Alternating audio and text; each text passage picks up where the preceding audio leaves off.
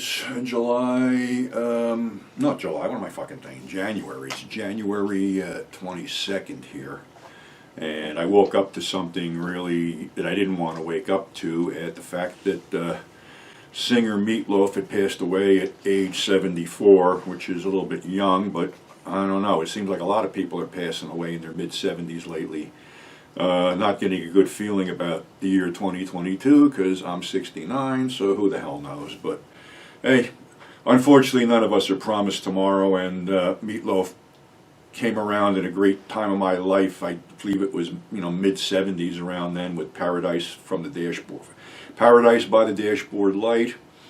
And I could tell you exactly where I was working at that point. I was working for a sweater warehouse called Chago in Lyndhurst, New Jersey. Chago was the one who supplied Bambergers. But anyway, Meatloaf was in the Rocky Horror Picture Show. Great singer, great performer, and great actor also. It's a shame he's no longer with us. But rest in peace, Meatloaf. The other thing is, a few questions that were asked me, and one of them was about my involvement in Something Weird Video.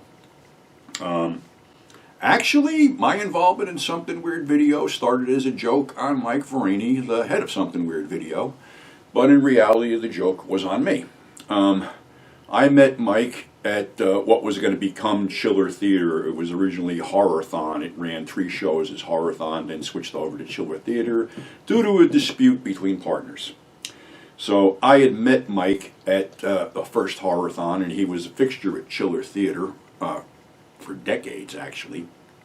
And here's how his product looked back then, because everybody was bootlegging shit. This was an early Something Weird title, Goliath and the Vampires. Wraparound box. And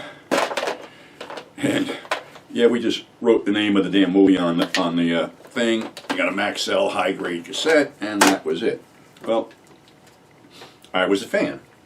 So what happened was, I had a video store called Past Midnight Video, and my basic retail price was $10. Something Weird Video's wholesale price was $10. So I admitted to Mike at one point that I was copying a few of his titles, and he said, "Oh, please don't do that." And I said, "Well, explain. Your wholesale, my retail are the same thing, so I can't make any money selling the stuff up there." Rockaway wasn't really, a ritzy area. So we made a deal. I traded him basically 300 stag films for 300 tapes. So my brain started working, and I said, "Well, what are you doing with these things? Do you do anything to introduce these things at all?" And he goes, "Nah, just Bucky Beaver." So I was at my palatial estate in Lake Apatcon, yeah, and I got half shit-faced and decided to make a video just to break Mike's balls.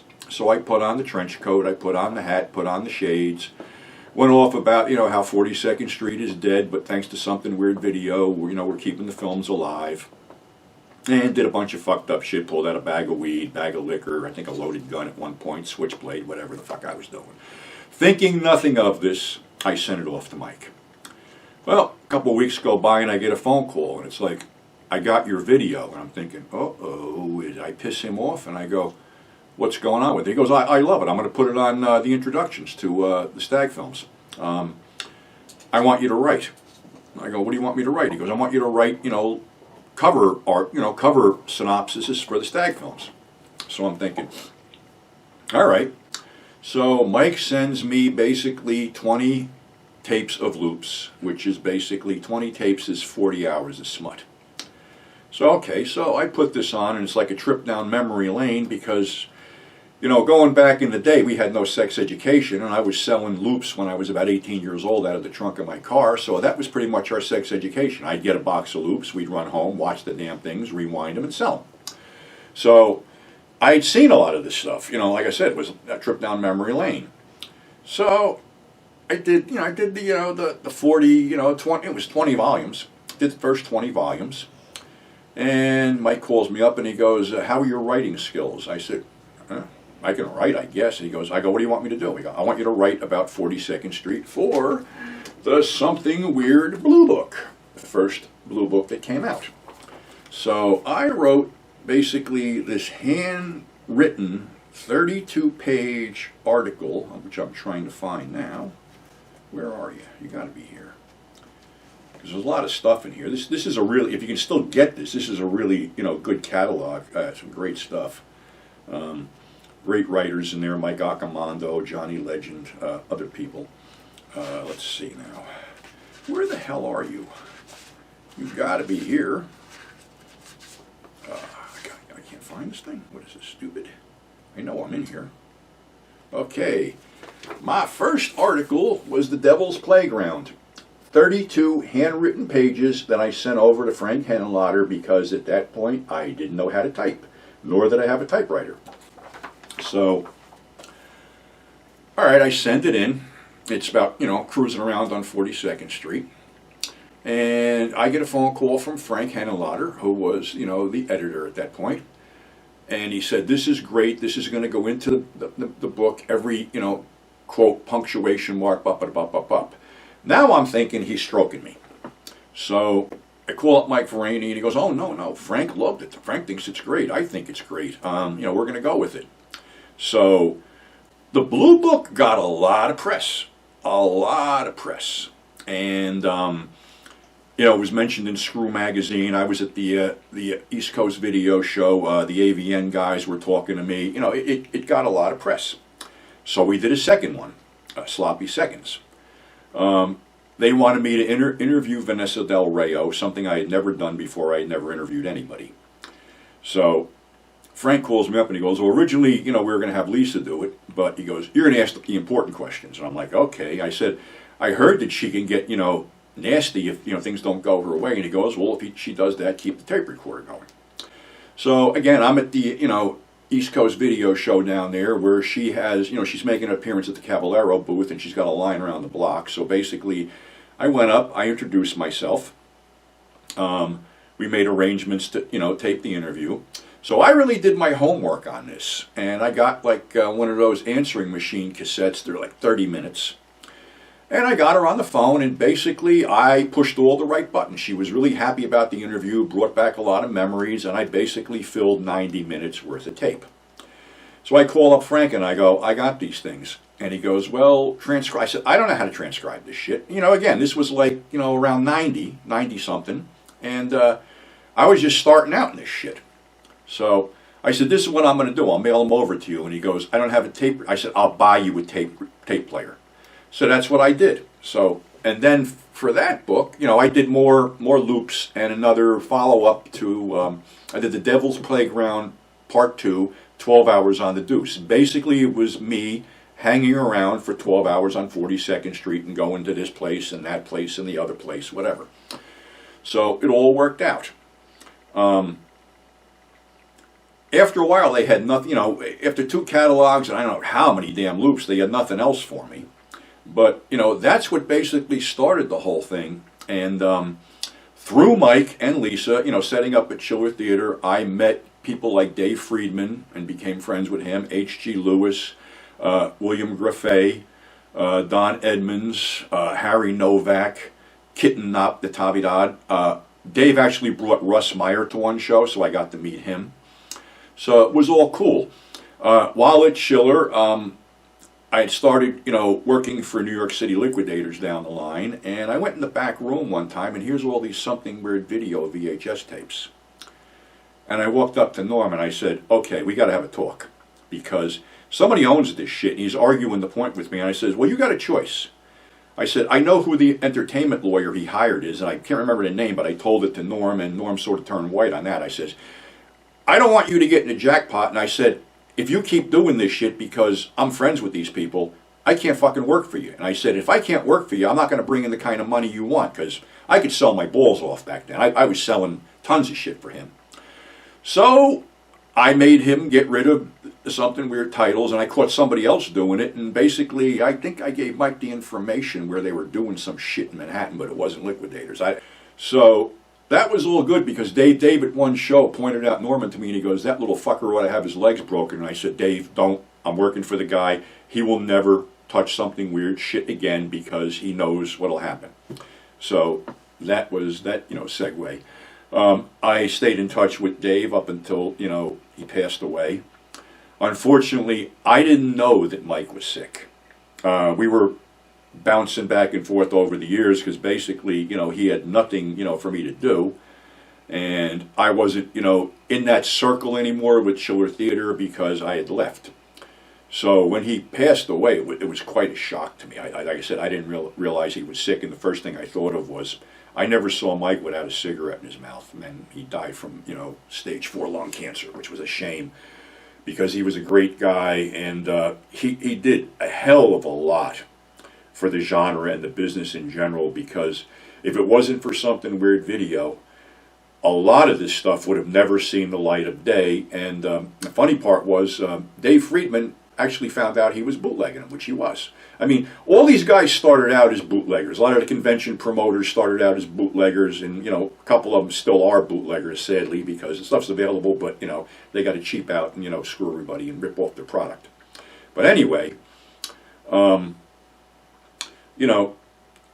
all this stuff and floating around, it just was a great opportunity for me, and it sort of launched the 42nd Street Pete career, good or bad, and if anybody thinks, it's a great thing, to sit and watch porn movies all the time, well, be honest with you, I was flipping this stuff, like I said, out of the trunk of my car when I was 18 years old. By the time the 80s rolled around, I had pretty much seen enough, so it was like watching paint dry. But I did have a knack for picking out some cool shit, which I translated into my, Lupin print collection from alternative cinema, after hours cinema, whatever. So, yeah, that's how it all came about, and Lisa is still keeping it going. They're basically, doing things with other companies to get these films out on Blu-ray. Fortunately, the ravages of time have deteriorated a lot of these films to the point where they, can no longer be transferred or even watched. But when you look at the volume, the sheer volume of stuff they released, and I mean, totally obscure stuff that, nobody seemed to have given a shit about until some of these companies realized, hey, there's money in this shit, let's pull it back. So little by little, Something Weird lost a bunch of titles. And then the other thing was, when you're selling mail order and online and stuff like that, you got to deal with credit card companies, and certain credit card companies will not take payment for adults-only product. So that became a problem with not only Something Weird, with, people that I dealt with, because it's bullshit. People want to see this. It ain't hurting anybody. But yet, people still have this fucking porn stigma that it's bad for everybody. Well, I don't know. Hasn't done anything bad for me. I made a living doing it. Like I said, I started off selling loops out of the trunk of my car, and then I graduated to VHS tapes, and then I started putting my own stuff out. So, I've been in the mix for years, and I was the buyer and manager for New York City Liquidators adult department. So, been up to my neck in smut, so to speak, for almost all my life. But I'm not going to disown it. I'm not going to shit on it. I made a living on it. I met some really great people doing it. And, got somewhat of a career out of it. Whether, people like it or don't like it, that's the way it started. And I keep on going.